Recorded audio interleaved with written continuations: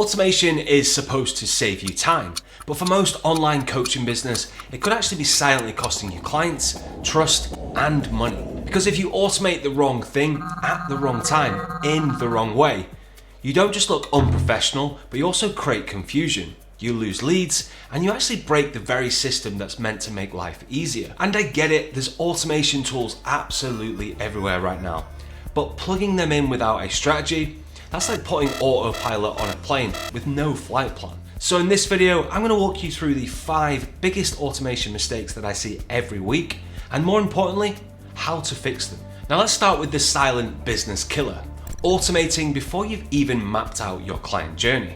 Now imagine trying to build a train track before knowing where the train is supposed to go. You lay the track through the woods, over the river, around in circles, and then wonder why passengers are just bailing out. That's what it's like when you start automating without a clear client journey. You're plugging in tools without a map or a strategy. You automate emails before mapping out each stage, and you add reminders, but for the wrong actions. And worst of all, clients just get lost in this funnel. So here's the fix. Before you touch a tool or a software, draw out your ideal client journey on a whiteboard, or even better, use a software like Miro or my personal favorite, Figma. Start from stranger all the way through to raving fan, then plug in the automation where it helps, not where it hinders, and look for areas of improvement whilst you do it. Now, if you're running an online business and want to save 10+ hours a week with smarter systems, then you can check out the systems and automation strategy call in the description below this video. Next up, and this one is easy to miss, and that's automating the exact moments where you should be showing up as a human. You see, coaching is personal, so trying to replace your welcome call with like a pre-recorded video or a templated email, that's like sending a robot to hug your best friend. It might save you time, but it kills the connection. The first 48 hours after someone signs up with you, that's make or break territory. This is where they're asking themselves, did I make the right choice? Or have I just been scammed? Or did I just waste my money on this coaching? And that answer isn't in your dashboard, it's in the human moments. That warm welcome message, that face-to-face onboarding call, that quick check-in when they go quiet, or the voice note that says, you've crushed it. That's where the trust is really built. So don't automate through these, automate around them so that you or your team can show up when it matters most. An even better strategy is use automation to prompt those human touches. For example, instead of sending a generic well done, create a system that reminds you to send a custom voice note to one of your clients. It's still streamlined, but it's still you. Here's mistake number 3, and this kills trust fast.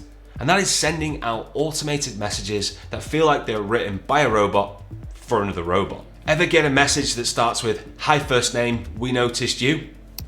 Delete. That's how automation feels when it's templated. Bad automation doesn't just waste time, it really damages trust. Your clients aren't robots, they're humans with struggles, stories, and context. So if you want better results, make sure to use dynamic content. Split your list, reference their last steps, show them that you're paying attention. Even small tweaks going from, say, congrats on completing week 4 becomes, you've just wrapped up week 4 and I can see the effort. That consistency you're building is going to pay off. Suddenly your automation doesn't just feel like automation, it feels like support. Because the more your client feels seen, the more likely they are to stay, engage, and ultimately succeed. Now, one of my personal favorites, the old set and forget. Here's what most people do. They launch a sexy new workflow, pat themselves on the back, and then never check if it works ever again. That's like building a self-driving car and never looking at the road ever again. Broken links, outdated copy, bad timing, these all occur when you stop listening to real users and checking your data. And I totally get it, business is busy. Sometimes we don't have the time to check our automations, or it's just not on the top of our list. But honestly, it should be. So to fix this, set a monthly reminder to review your automations. Look at the open rates, the click-through rates, the reply rates, and then ask yourself the golden question. How could I improve these automations? How could I make them better? Even better, split test them. Try different subject lines, tweak the timing, change one sentence.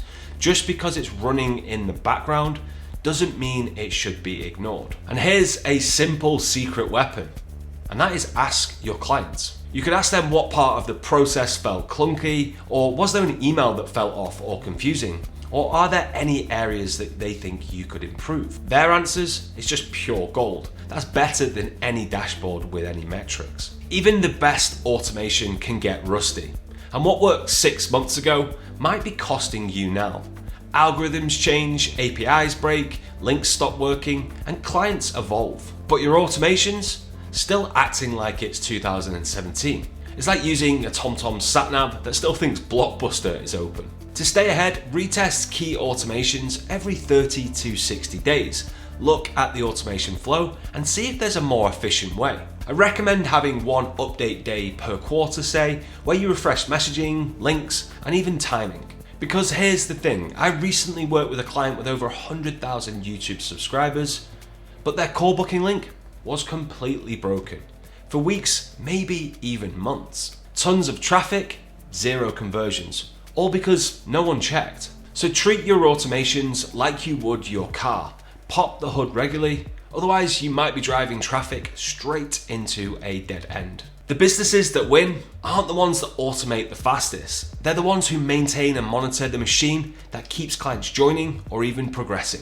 So now you know the biggest automation mistakes that cost you money and trust. But what if you could set up one system that avoids all of them from the start? In the next video that I'll have linked up here, I'll show you how to automate your client onboarding step by step so it feels smooth for them and stress-free for you. Be sure to check it out, and I'll see you in the next one.